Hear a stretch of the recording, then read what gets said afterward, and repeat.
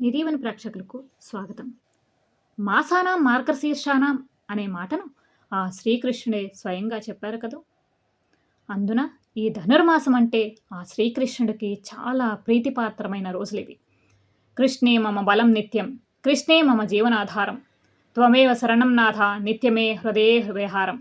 శ్రీకృష్ణ నీవే నా నిత్యబలం, కృష్ణ నీవే నా జీవనాధారం, నీవే నా శరణాగతి, నిత్యము నా హృదయంలో విహరించుము తండ్రి అని దీని అర్థం. విచిత్రం ఏమిటంటే, నేను బ్రాహ్మణ కుటుంబంలో జన్మించిన నా హృదయం మాత్రం శ్రీకృష్ణుడిలోనే లీనమైపోయింది. శివకేశవుల అభేదం, అద్వైతమే నా నమ్మకం. ఒకే తత్వం, ఒకే ప్రేమ, అదే నా భక్తి మార్గం. నాకు అంతిమము నీవే కృష్ణ, ఆరంభము నీవే. నా జీవితం అంతా నీ నామంతోనే, నీ స్మరణతోనే నిండిపోవాలి. ఆ జగత్పాలకుడైన శ్రీకృష్ణుడికి నేను ఏమివ్వగలను? ఒక తులసీదళం తప్ప.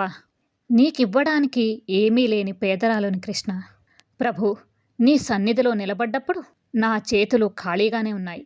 దీపాలు లేవు, ధూపాలు లేవు, కళ్ళ నిండా మాత్రం క్షమాపణలే. నీవే ఇచ్చిన బాధ్యతలు నా భుజాల మీద భారంగా కాక నా జీవితం మీద సత్యంగా నిలిచాయి ప్రభు. అవి మోస్తూ నడిచే ప్రయాణంలో పూజలు పక్కకి జరిగిపోయాయి. దీర్ఘ వ్రతాలు చేయలేకపోయాను. గంటల తరబడి నీ ముందు కూర్చోలేకపోయాను. అది నిర్లక్ష్యం కాదు స్వామి, నన్ను కట్టిపడేసిన పరిస్థితుల నిస్సహాయత. నన్ను క్షమించు. మంత్రాల మణులు నా చేతుల్లో లేవు, దీక్షల వెలుగు ముఖంలో లేదు. కానీ నిన్ను వదలని మనసు మాత్రం ఇంకా నీ పాదాలకే అంకితం. ఒక్క తులసీదళం, అదే నా శ్వాస, అదే నా కన్నీటి వాసన, అదే నా అలసిన ఆత్మసాక్ష్యం. నీవు ప్రేమించేది అదే కదా కృష్ణ. నాకు తెలిసిన పూజ ఇదే. నాకు చేతకాని ఆర్భాటం లేని నా భక్తిని నీ కరుణతో కప్పివేయి స్వామి. నన్ను నమ్ముకున్నవాడికి పూజ కొలతలు ఉండవని నువ్వే చెప్పావు కదా ప్రభు. అందుకే ఈ తులసీదళంతోనే నా ప్రాణాలను, నా మనసును నీకు అర్పిస్తున్నాను. ధర్మ సుమం వికసించిన చోట జీవితం సువాసనతో నిండుతుంది.